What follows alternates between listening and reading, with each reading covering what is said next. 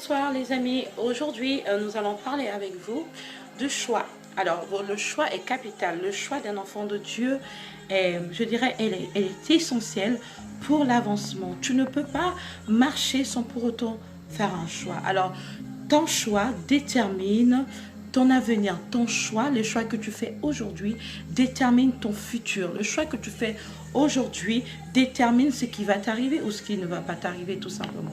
Si vous choisissez l'échec, vous vivrez l'échec. Si vous choisissez, je dirais, la maladie, et vous vivrez la maladie. Si vous choisissez de céder à la négativité, vous vivrez aussi longtemps dans la négativité. Laisse-moi te dire que Sarah pouvait aussi, je dirais, choisir de ne pas croire en la fécondité. Mais la Bible dit qu'elle a cru. Et la fécondité surnaturelle, elle a reçu la fécondité surnaturelle. Alléluia. Elle a eu un enfant malgré son âge avancé. Je vais encore aller plus loin.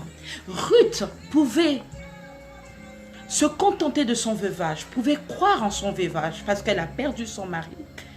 Et elle pouvait croire à son veuvage, mais elle a cru à une nouvelle vie. Alléluia. Et elle a rencontré Boaz. Et la Bible dit que sa vie a changé et elle a eu encore à vivre encore le bonheur avec Boaz.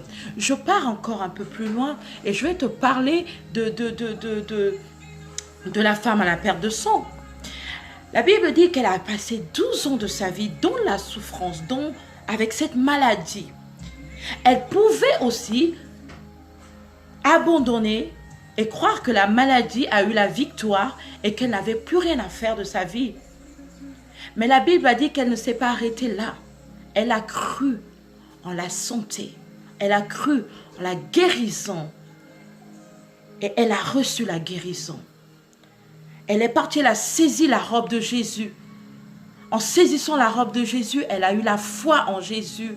Elle a saisi et elle a reçu la guérison instantanée. Je vais encore parler du brigand qui était sur la croix avec Jésus, qui était à côté de Jésus. Il pouvait aussi se dire, bon, je suis là, on m'a cloué, je suis sur la croix et il n'y a plus rien à faire pour moi. Je vais mourir, mais je vais me contenter juste d'agoniser, de crier. C'est tout.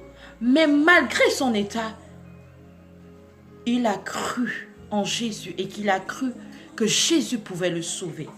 Même si physiquement, il était déjà touché. Et il savait qu'il allait mourir, mais il savait que Jésus pouvait sauver son âme. Alors je vais te dire tout simplement, tes choix déterminent ton futur. Les choix que tu fais aujourd'hui déterminent ce que tu vas vivre dans ta vie. Si tu choisis la vie, alors tu auras la vie. Il y a plein d'exemples comme ça. Alléluia. On t'a souvent fait croire que pour toi c'est fini. Ta vie, tu ne peux pas te marier, tu ne peux pas faire ci, tu ne peux pas faire ça, tu ne peux pas. Et il y a des personnes qui choisissent de croire en ces choses, qui choisissent de croire en ces malédictions. Mais moi, je suis venue t'annoncer ce soir que non. Je suis venue t'annoncer encore ce matin que non, tu as encore le choix. Tu peux faire le choix de refuser la négativité et de rentrer dans la positivité. Je t'ai cité l'exemple de Sarah, l'exemple de Ruth, l'exemple du brigand.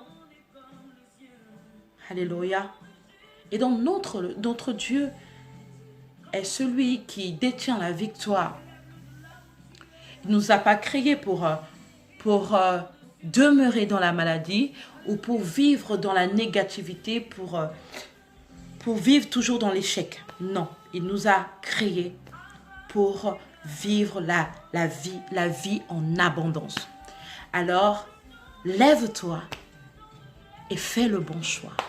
Que le Seigneur te bénisse abondamment. Et je vous souhaite de choisir la vie. Et la vie, la vraie vie. La vie de Jésus. Que le Seigneur vous bénisse.